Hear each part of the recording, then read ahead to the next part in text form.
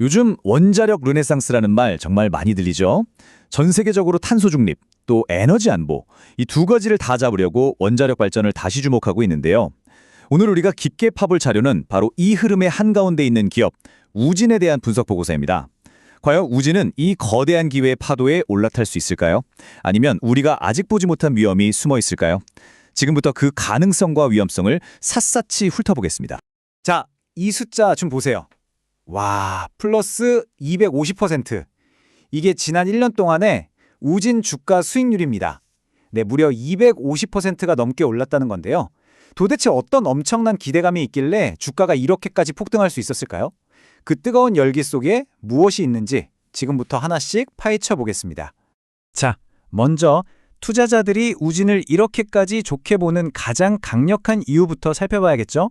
그건 바로 그 누구도 따라올 수 없는 기술력, 이걸 좀 있어 보이는 말로 경제적 해자라고 부릅니다. 경제적 해자, 말이 좀 어렵죠?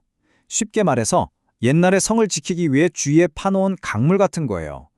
경쟁자들이 함부로 쳐들어오지 못하게 만드는 강력한 방어막이라는 뜻이죠.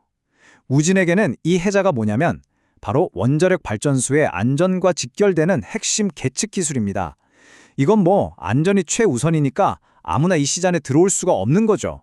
진입 장벽이 어마어마하게 높은 겁니다. 자, 화면에 보이는 이 네 가지 부품들이 바로 그 핵심 기술인데요. 이름만 들으면 머리가 좀 아프실 수도 있는데 아주 간단하게 생각하시면 돼요.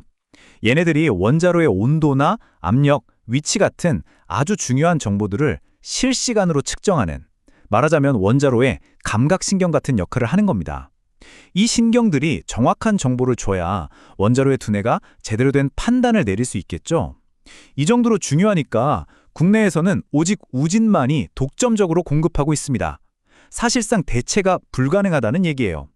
바로 이겁니다. 대체 불가능성. 이게 핵심이에요. 한번 생각해 보세요. 수십 년 동안 안전하다고 증명된 부품이 있는데 굳이 새롭고 검증도 안 된 회사 제품을 쓸 이유가 전혀 없겠죠?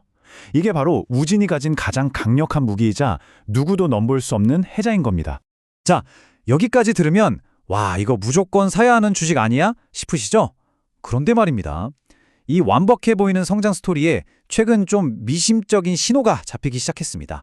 바로 숫자에서 말이죠. 지금부터는 조금 더 냉정하게 현실을 들여다볼 시간입니다. 이 재무 전망치를 한번 보시죠. 2025년 예상 매출은 꾸준히 늘어나는 것처럼 보입니다. 뭐 여기까지는 좋아요. 근데 정말 중요한 건 그 아래입니다. 영업이익과 당기순이익을 보세요. 2024년에 비해서 오히려 팍 꺾였습니다. 겉으로는 장사를 더 잘하는 것 같은데 정작 주머니에 남는 돈은 줄어든다는 거죠. 이거 아주 중요한 위험 신호입니다. 이 그래프를 보시면 상황이 더 명확해져요. 2024년에 11.5%였던 영업이익률이 2025년에는 9.4%로 뚝 떨어질 전망입니다. 쉽게 말해서 똑같이 10,000원어치를 팔아도 작년에는 1,150원을 남겼는데 내년에는 940원밖에 못 남긴다는 뜻이에요. 장사 효율이 나빠지고 있다는 거죠. 그리고 진짜 충격적인 숫자는 이겁니다. 마이너스 42.8%. 2025년 예상 순이익이 작년보다 무려 42.8%나 급감할 거라는 예측이에요. 이건 정말 투자자라면 절대 가볍게 넘겨서는 안 될 숫자입니다. 자, 다시 한번 정리해 볼게요. 매출은 늘었는데 이익은 줄었다. 순이익은 거의 반토막이 났다. 심지어 빚은 1년 만에 25%나 늘었다. 어떤가요? 시장이 보내는 뜨거운 환호와는 완전 단판인 아주 차가운 성적표가 나온 겁니다. 자, 그럼 이제 이번 분석의 가장 핵심적인 질문에 도달하게 됩니다. 시장의 이 뜨거운 기대감과 방금 우리가 확인한 이 차가운 숫자 사이의 엄청난 격차, 과연 이걸 어떻게 해석해야 할까요? 이 슬라이드가 지금 우진이 처한 상황을 정말 잘 보여주네요. 왼쪽은 원전 르네상스와 독점 기실이라는 아주 매력적이고 거대한 성장 스토리입니다. 그런데 오른쪽은 이익 감소와 부채 증가라는 냉정한 현실이죠. 특히 여기 주가 수익 비율 PER이 32.5배라고 되어 있는데 이게 뭐냐면요. 이 회사가 지금처럼 돈을 벌 때 투자 원금을 회수하는데 32년 반이 걸린다는 뜻이에요. 와, 미래 성장성을 아무리 땡겨왔다고 해도 솔직히 좀 부담스러운 숫자죠. 원본 자료에서는 기술적 분석을 바탕으로 앞으로의 주가 흐름을 세 가지 시나리오로 나눠보고 있는데요. 체코 원전 수주 같은 아주 큰 호재가 터지면 32,000원까지 치솟을 수 있지만 반대로 실적 부진이 계속되면 18,000원까지도 하락할 가능성이 열려 있다는 겁니다. 뚜렷한 소식이 없다면 22,000원에서 26,000원 사이로 오갈 것으로 보고 있네요.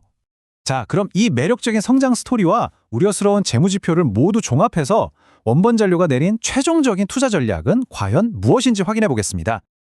이렇게 한눈에 정리해 볼 수 있겠습니다.